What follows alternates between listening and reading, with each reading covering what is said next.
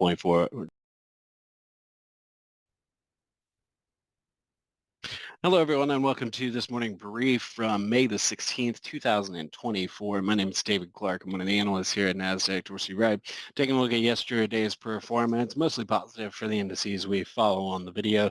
Leading the way to the upside were U.S. equity indexes led by the NASDAQ 100 and NASDAQ Composite there, up at 1.4% each. Saw the S&P up 1.17%. In terms of the only thing in negative territory we saw was the U.S. dollar down 64 basis points. Even saw bonds in positive territory, though corporate bonds were flat there. So taking a look at the NASDAQ Composite here, saw a move above 16,700 here, eclipsing that prior high there at 16,500 from March. So marking a new high there. Prior to that, we saw two consecutive buy signals here. As it's moved to that level, we saw NDX move to 18,600 as well, clearing its prior March high. From there, the Russell 1000 rallied above 2,900 for a third consecutive buy signal there. Then looking at the S&P 500, saw it rally above 5,300 for what marks a seventh consecutive buy signal for the S&P 500 on its default chart there. So something to keep in mind that we're seeing that string of buy signals continue for the S&P 500. As far as EFA goes, international equities saw those in positive territory. EFA moved above that $81 level, completing a bullish catapult pattern. We actually saw EEM move above 43.50, matching the top of its 10-week trading band there, seeing that EFA score move above 4 there as well, currently at 4.13. Now, as far as what was sort of the catalyst for that, we saw CPI, a little lighter than expected CPI reported yesterday, so ultimately saw yields retract. Looking at the TNX chart, we saw it move below 43.50 there, or 4.35% in terms of percentage terms.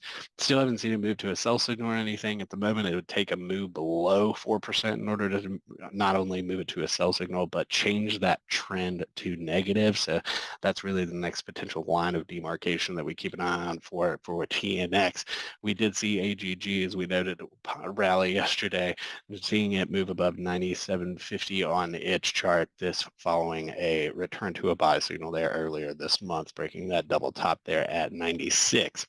As far as earnings go, we did see Walmart come out with earnings this morning. Positive for them. They beat and then also raised their full year guidance. So seeing it rally pre-market, coming up to that $63 level, extending that current column of X's on its default chart. But if you were to look at a 50-cent per box chart here for Walmart, we see that that's going to move it out of this somewhat of consolidation range here as it breaks out above that prior high we saw in March. So keep an eye on what may transpire elsewhere there for Walmart. We're also seeing Chubb rally pretty notably after it was revealed that Berkshire Hathaway took a $6.7 billion position in the insurer.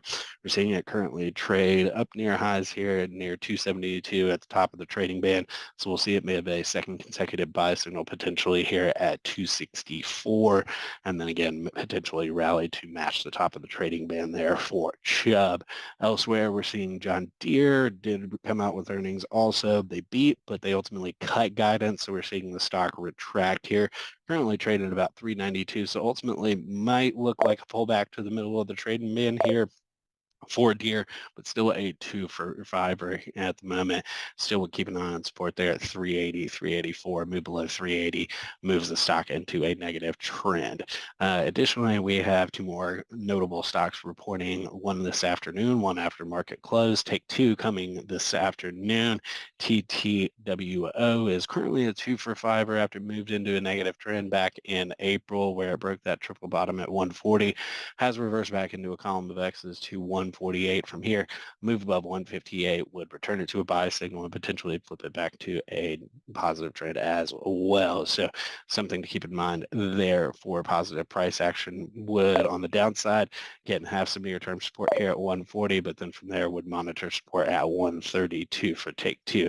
Last stock we'll take a look at reporting after the close here is Applied Materials, AMAT, currently a 5 for 5, returned to a buy signal earlier this month after breaking a double top there at 208. Yesterday's action moved above 216, bettering its prior high there from March this year. So we keep an eye on that.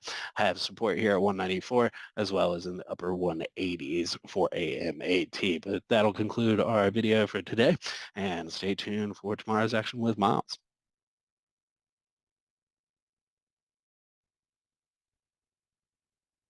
Hello, everyone, and welcome to this morning brief from May the 16th, 2024. My name is David Clark. I'm one of the analysts here at NASDAQ Dorsey